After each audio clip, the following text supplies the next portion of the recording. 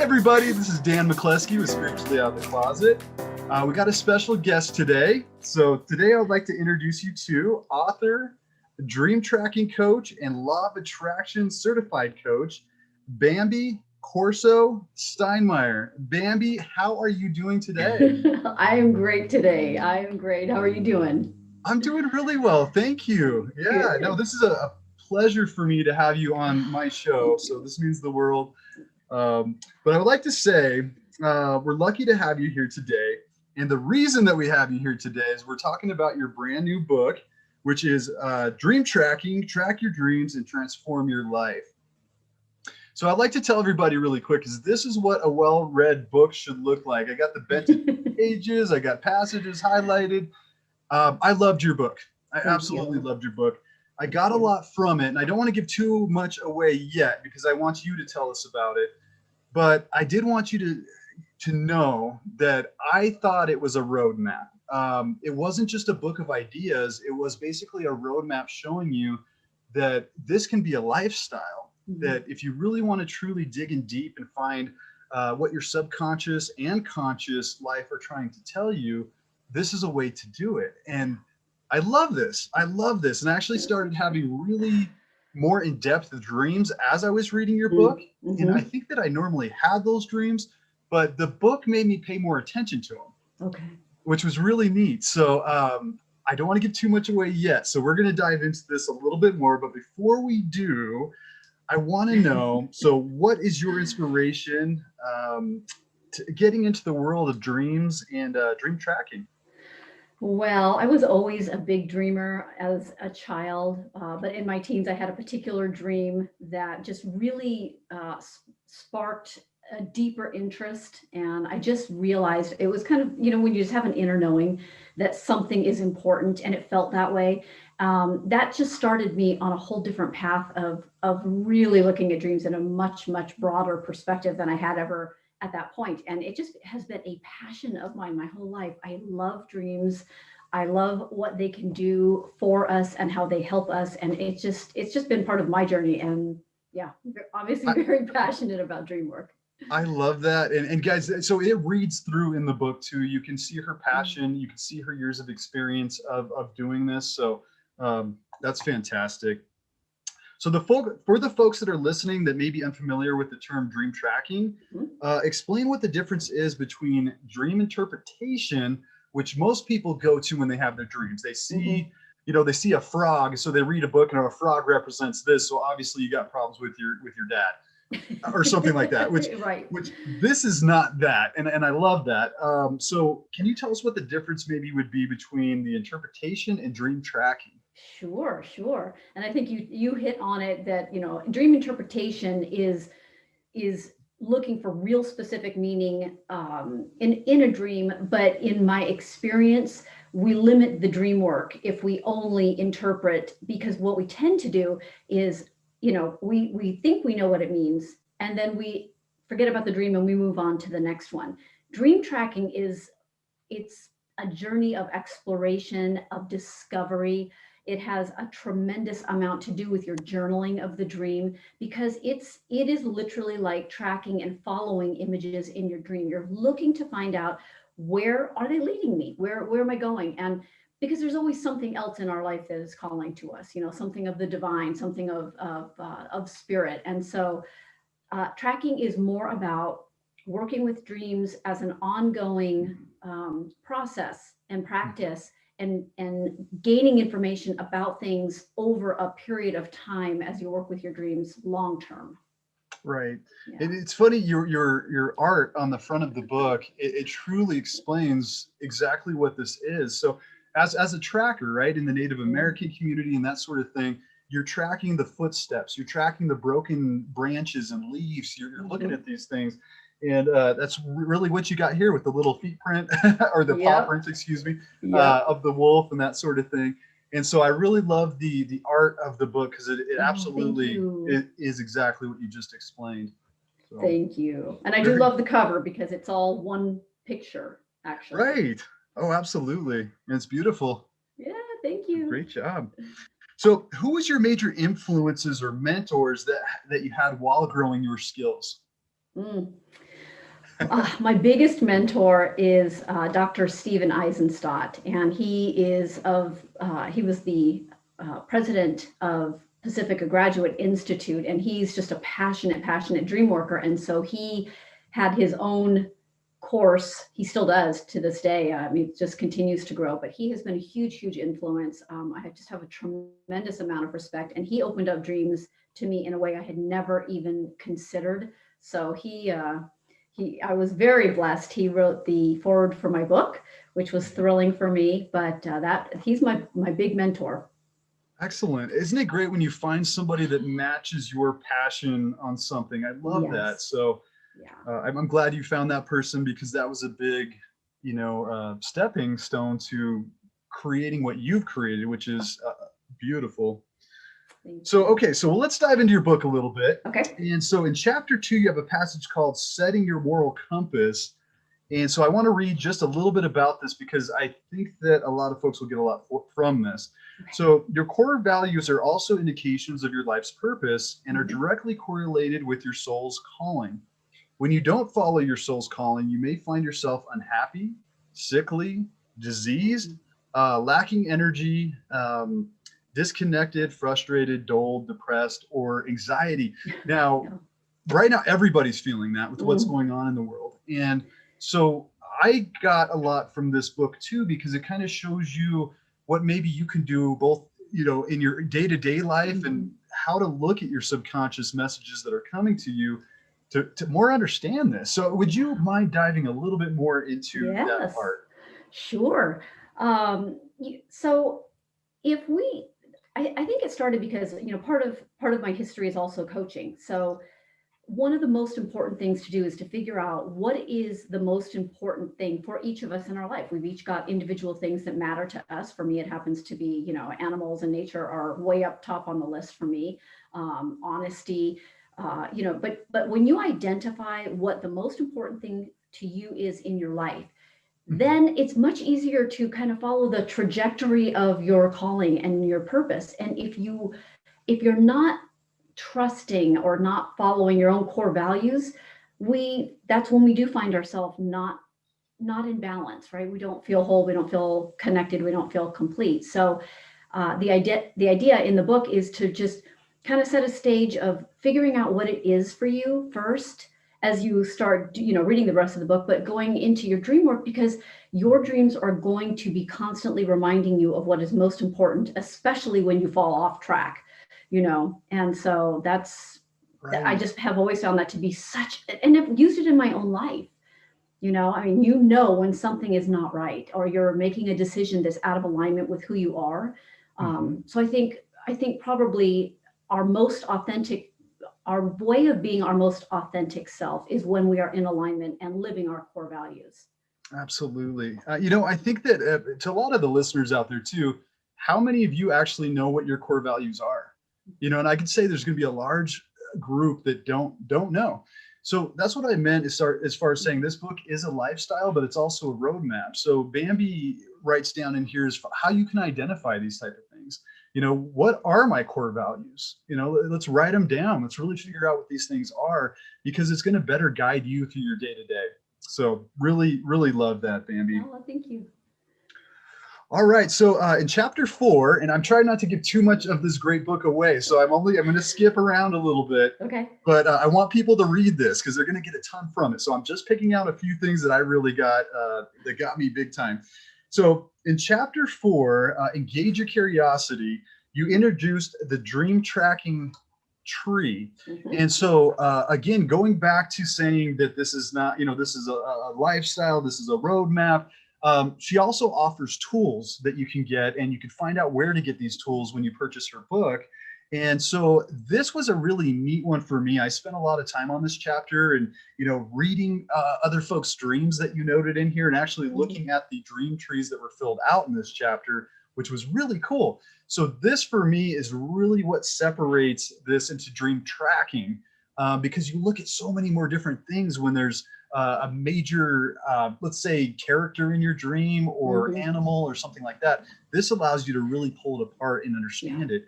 So if you could explain this a little bit more to us, that would be great. Yes. Okay. So So part of the idea of, back to interpretation versus tracking, in dream tracking, you're trying to open up the dream, you're trying to expand. And so the tree is actually a really, really simple tool, and it's kind of a mind mapping exercise, except that we're using it with dreams. I specifically use a tree because you have the branches of what's going on in the outer world, and then you have the roots, which are the feelings and the emotions underneath the dreams that are often the roots of what's going on in our life. So you put either the dream or the dream image in the knot of the tree, and then you just start associating. And what the association process does is it starts opening up the dream. And that's why it's in, the engage your curiosity, because the more that I start thinking about an association to a bear, for Yes. example, the more I start opening up, well, gosh, when I think of bear, then I think of Montana. If I think of Montana, I think of this retreat I went on, or, and you start realizing that there's so much more involved in an image when you just start the simple process of associating with it. And so a lot of aha moments come just from doing a simple exercise like the dream tracking tree. So that's what that's designed to do, as well as really connect again with the emotions and the feelings in the dream, because we receive so much information from our emotional body. And so, yeah, we have that in there too. You know what got me on this? So the difference between interpretation and tracking. So interpretation's tough for me because there's a lot of, psychological, there's a lot of things going into telling you what that is. Mm-hmm. But the thing is, it's not the universal type of thing. And we're going to get more into universal stuff here in a moment. But basically, if I grew up in a tribe outside of our, first world type of living that we're in, mm-hmm. things are going to mean something different to me than what they do here. So if I were to see a tarantula, here we'd probably look in it, and I think that really does have something to do with your mother. I really do think that here. But there would be no association with that. It means something completely different. So I don't think it's fair with interpretation of saying this means this for everybody, because that's not fair. Mm-hmm. Through this dream tracking tree, you get to identify what that image is to you. We are all different. We all look at things differently. So in that tree, you get to really look at the feeling of the object or the animal or whatever it is that you've seen, and what were my feelings on that? How did I feel about it? What was it doing when I was looking at it? Was it showing mm-hmm. its teeth? What does that represent for me? And so I really got a ton out of that chapter too. So for those of you listening, this is a game changer. So Bambi has done something that nobody else has done with these tools. Pretty amazing stuff as far as how she explains it and goes through it. So truly recommend that you guys get a chance to look at that. So. And use your creativity too. So, yes. Which I explain more in there, but mm-hmm. yeah. Absolutely. Yes. So I'm going to take us then to chapter 5, which is Explore Your Emotions, which by far, it was a great book all around, but this was my very favorite. I love digging into emotions because I personally believe they represent so much. Mm-hmm. A lot of the folks that have seen my videos already that I have through Spiritually Out of the Closet, I dive into a lot of things that are very emotional driven, messages that I feel that I've gotten from the other side and so on. So on here, I'm going to go ahead and read a little bit of this. The way the emotions are collectively expressed is universal and crosses the barriers of all languages, including between species. I've spoken about this in some of my videos, Bambi, and so I call it is the universal language also. So when I read this, I kind of got chills and was really excited about it, because that is the language we speak outside of our bodies. When we're back at what I would call home, some people would reference that back to heaven or where we all came from.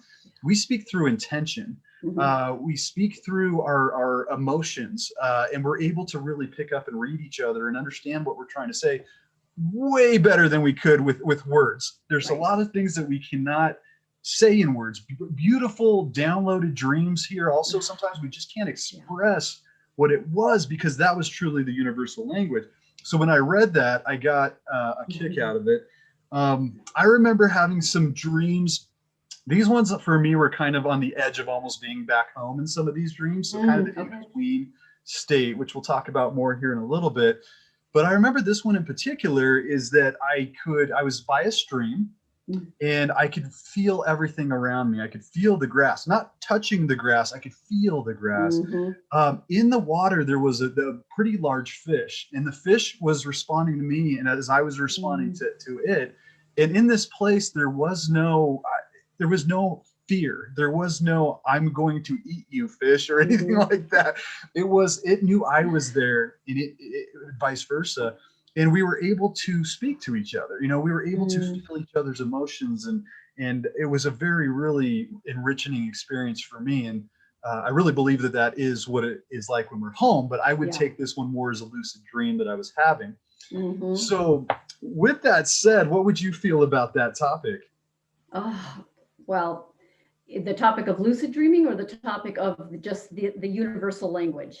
Well, a little bit of both. I'd say let's start with the universal language and let's open a can of worms here, Bambi. I want to hear what you have. You've got some great Well, stuff. um, so I think, part of the idea with the making emotions such a big part of the dream work is, like you said, we're always also picking up on energy. So not only am I experiencing things, we are all experiencing things in our body, and we're putting that out around us. Other people are sensing that, picking up on it. And we receive a lot of information. So I think emotions have the ability to become one of the strong senses that we can use, just like our eyesight and our hearing, our intuitive knowing. But emotions, if we're really paying attention, I mean, they are informers. And so, you know, I I think that part of the idea of it being a universal language is, if I see you cry, Mhm. my body response is actually my eyes are going to start welling up with tears, because that's usually what happens for me. Oh, Like, I start feeling other people's emotional state. right. But if I see a monkey cry, or an elephant cry, or a tree getting cut down, there's still some sense of that universal communication system, that we are picking up on things from each other. Right. That makes sense. Right. Yeah. Yeah, I think we all have that ability too. And Mm. again, I think it's very dampened down. And I don't want to take too Mhm. much away from this book, but I do feel that it is very dampened down where we are, Mhm. with our human ears and our human eyes and our human skin. It really packs us in this tight little thing Mhm. where we can't feel everything as brilliant as it truly is. And we all have the ability to still feel, but we've really doled that down quite a bit being here. So I'm Yeah. really happy that you mentioned that in the book. And guys, I'm bringing out small paragraphs, but I mean there's full chapters explaining what I'm talking about, or what Bambi's getting into on these things. So great job on this one. Again, by far this Thank was you. my favorite chapter, and I got a ton from it. So fantastic Good. job on that. Good, good. Absolutely. So another one is going to be now in chapter 6. And so the woman's name is Carmen Sorrenti. Huh? I hope I'm Yeah. saying that correctly. But so Carmen Sorrenti. So I'm going to read just a small paragraph from this really quickly here. Okay.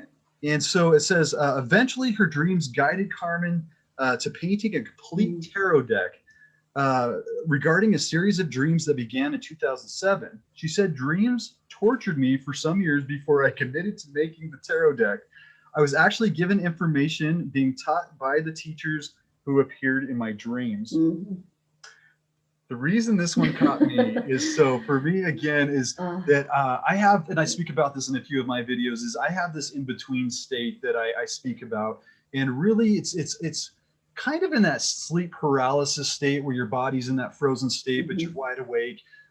What a lot of us don't realize is that our eyes are closed, but we can see Mhm. everything around us. So that's a really special time where you can do a lot of neat things with it. I think you can go into out of body experiences at that point.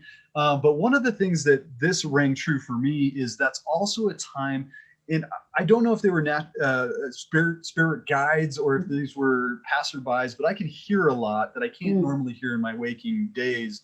That I can hear there. It's more open, and I do have folks that teach me things in this state, which is really neat, and it really has a lot to do with the in between state for being to Mhm. your body to going home and those type of things, which is really cool for me. But I had a big one that I learned through a dream when I was young, and it was the age of 5 or 6. And I remember having this dream of it was a young girl, same age, that lived down the street a little ways. Her name was Tabitha. I still remember this like it was yesterday. But in the dream, I tripped her and she died. Mm.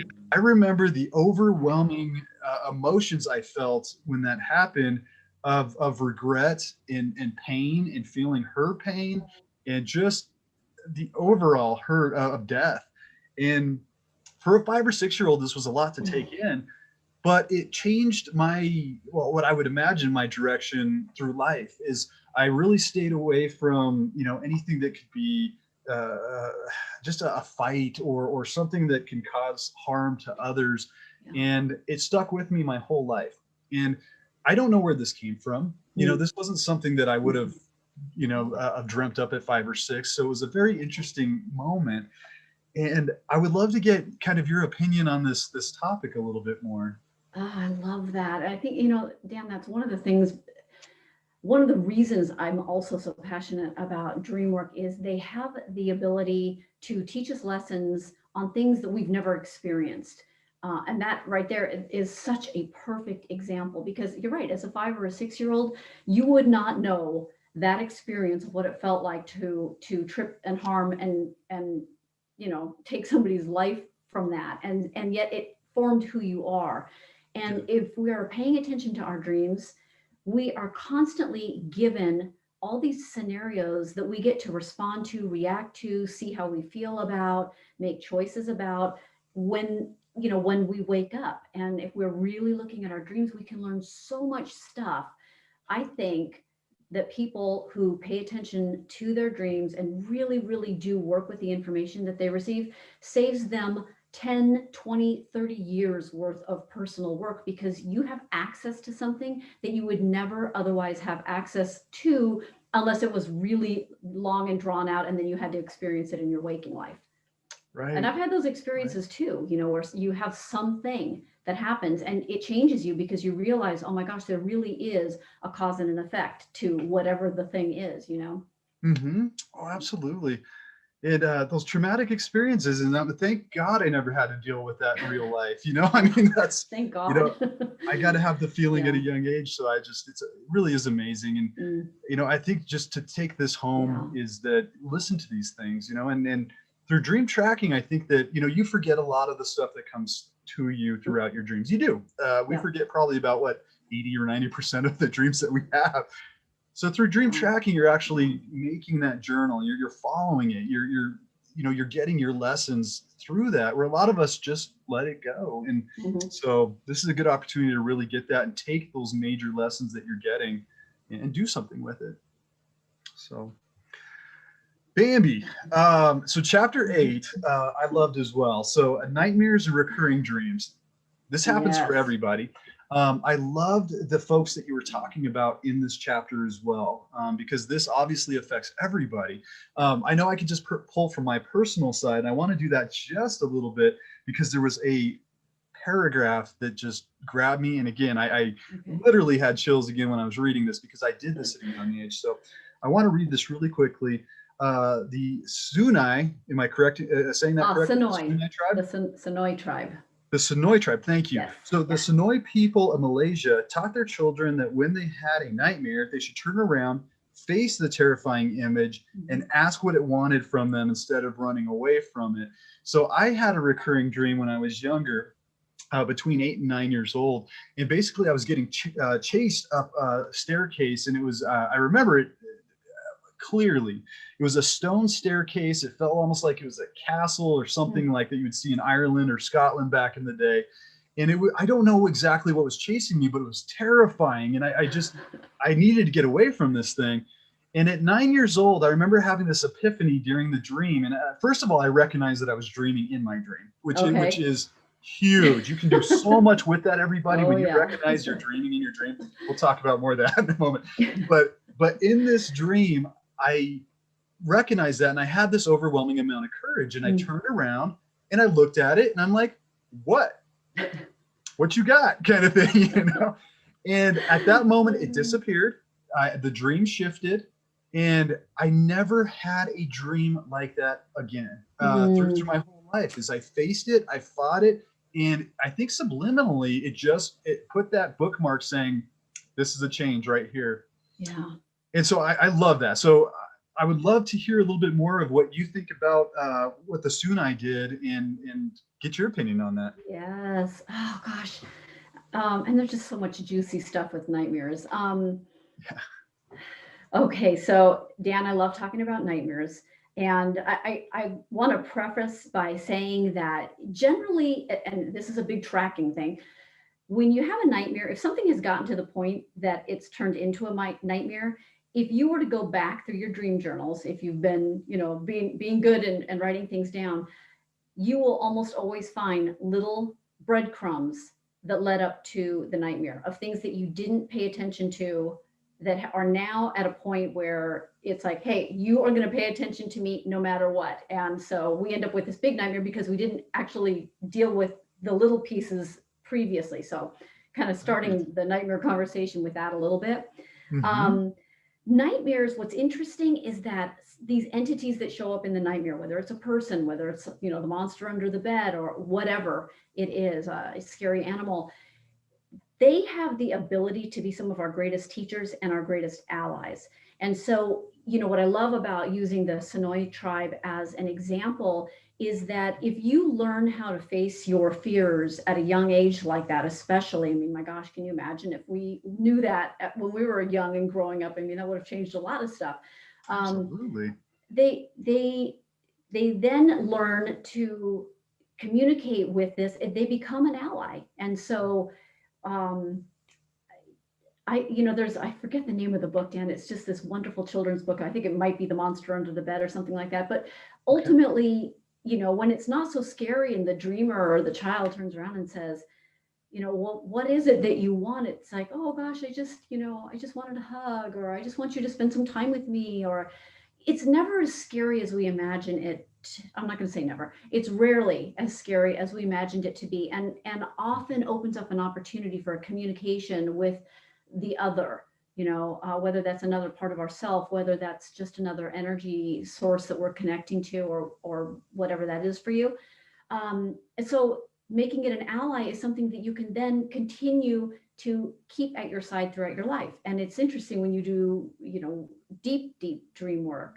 These are allies that you can then kind of learn to work with over time, and you can ask them questions and do active imagination work with them and things like that. So really learning to access information in a nightmare, it changes it, like yours, right? It totally diffused the monster energy in the dream. Yes. And it was like, no, I got this. I'm in control of this, and I'm not gonna, I'm not running from you anymore.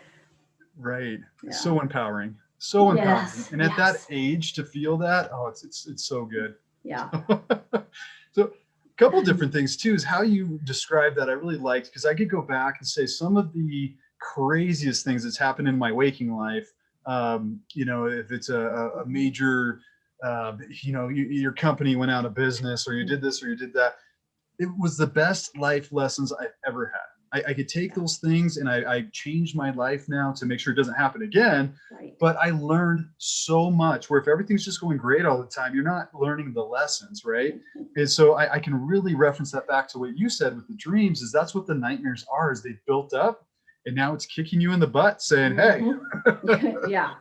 Here we are. It's time. It's time to do something about this. Yeah. Right. Pay attention. Yeah. So something that we quickly mentioned earlier was knowing that you're in a dream. And I think, so for me, that was always been a big thing, because again, at a young age is when I started recognizing that I was in a dream. And for me, I know that kind of leads to a lot of lucid dreaming, but the ability to fly, knowing that you can control the dream that's happening. I know, and you mentioned in your book too, is sometimes sleeping on a problem is very similar to this as well. And I would do this for work sometimes. If I had a big thing coming up the next day that I wasn't prepared for, I know that if I'm going to bed thinking about that too, that sometimes I can almost control the narrative of the dream, and then I come out of it the next day with the solution. Right. And so I know those are two different topics, but they kind of lead into each other. What are your thoughts on that? Well, on the lucid dreaming, I'm not an expert on lucid dreaming, though I Mhm. love it when that happens to me. I just generally am just a regular dreamer, and I work them that way. But there are some incredible teachers and authors on lucid dreaming. Claire Johnson is one of them, Robert Wagner, Stephen LaBarge. So, I mean, there's tremendous information out there about lucid dreaming. So, as far as the second part of your question, this is where that saying "go home and sleep on it" I think came from. Yeah. The if you go to sleep with something, kind of, I imagine it this way, Dan. It's like marinating on something all night. Whatever you put into your mind before you lay down to go to sleep, you're going to be marinating in that in the dream world for the next 6 to 8 hours. So when it comes to something like trying to figure out some problem solving and things like that, I cannot tell you how many examples I have found about people who did that. I mean, huge innovations, things that were figured out in that dream state, whether they remembered a dream or not. So sometimes they would remember a dream and the answer would be there. Other times they just woke up and boom, they just knew they knew the answer and they solved the Mhm. problem. Right. So yeah, but again, we access, see, outside of the body, when we're sleeping, we have access, I believe, to all universal intelligence. So when you're in form, we're more limited, right? And so Right. we can find out anything we really want to know or solve any problem in the dream state because we're open and have access to everything in that state. Right. I So, and love that. And I think sometimes too, we filter out the emotion a little bit and Mhm. we deal more with the direct problem. Cause I know sometimes Yeah. it's let's sleep on it, right? Like you Mhm. said, that's a major thing that people say because it's so true. You could be having a very emotional day, and this topic is just, or something that happens is just on top of everything else, and it's kind of the thing that broke the camel's back. And Mhm. if you react to it right away, you're going to be reacting in an overly emotional, too much into it kind of way. Where when you sleep Mhm. on it, yeah, you narrow down on what it is. The emotions kind of filtered out throughout the night. In the morning, you wake up and you're like, okay, I get it. It's not that big of a deal, but Right. so absolutely. So thank you for Yeah. getting further into that. I appreciate that. So Bambi, what would be one of the biggest things that you would want your readers to Mm. take from your book? It's there's so much here, so it's going to be hard to narrow it down. But what would you want them to get from this? Oh gosh, I think the most important thing is just realizing that we have access to, I look at dreams as an internal navigation system. We're all born with it. We all Hmm. have it, right? Just like we all have intuition. And to ignore the dream time, which is a third of our life, is to also then ignore a huge crucial amount of information that we're getting from source energy or have the access to. So I think the biggest thing is just, it's so important to pay attention to your dreams. And if you're somebody who's really, just wanting to either understand yourself more, your life more, or you want to engage with life in a bigger way, you want to open up your curiosity, you want to, have access to that childlike part of yourself that we all used to feel when we got excited about stuff. Dream work is such an amazing pathway to bring you to those places. And so I think that would, and have fun with it. I mean, dream work is so, oh gosh, it's so enlightening and it's so fun, but it's not hard to do. And it doesn't have to be super intense and difficult or like some other practice. No, have some fun with it. If you don't like Hmm. to write your dreams out, you can record your dreams. You can draw your dreams. Hmm. There are so many creative ways to express dream work. Carmen, who we talked about earlier, she is a painter. She is an exquisite painter and she paints the images oftentimes from her dreams and turns them into these masterpieces. So, you know, and the information still comes because you're still in the process of physically, allowing a dream to come through. So Hmm. I think, depending on what kind of person that you are as far as how you learn best, try it, try the way that works for you best. Just pay attention and have some fun with it. Absolutely. That's truly powerful what you just said in so many different ways. The third of your life sleeping, and there's so much knowledge getting thrown at you. And yeah, you're Yeah. right. The majority of us don't look at it. We don't talk about it. We forget it. We move on. So I'm so happy you mentioned that. And you're right. Have fun with it. And you mentioned that in your book too, as far as if you want to get a special looking journal, you know, get it. If you want to record it, because in a lot of times your emotions are going to come through your voice, as far as to outline the dream a little bit more too. So I love that. Bambi, this has been great. I really appreciate you spending your time with me today. I feel great to have you on here. And it's an amazing book. It's an absolutely amazing book. And I'm so happy to be able to pick it up and read it and read it and bend the pages and mark it up. And I'm keeping this thing forever. I'm going to give this to one of my children as they get older. So much appreciated. Now, let me ask you, where can our listeners go out and find this book? How can they find you? Okay, nice and easy. So the book is on Amazon.com, Barnes & Noble. They can get it at booklocker.com. And I've got links to all of that right on my website, which is just BambiCorso.com. And yeah, I've got all the information right there. Okay, well, Bambi, you are a beautiful person that wrote a beautiful book. And thank you so much, Dan. I'm telling you, get out there and read it, everybody. You're going to get a lot from it. This is something that Bambi has made through her years and years of experience, and you're going to get so much from it. So Bambi, I hope you have a wonderful day. Thank you again for being here. I'm going to put all of your information in the description down below. Okay. And I just appreciate you. So I hope you have a wonderful day. Thank you so much for your time. It has been such a pleasure talking with you. Right on. All right. Take care. Okay. Bye. Bye, Dan.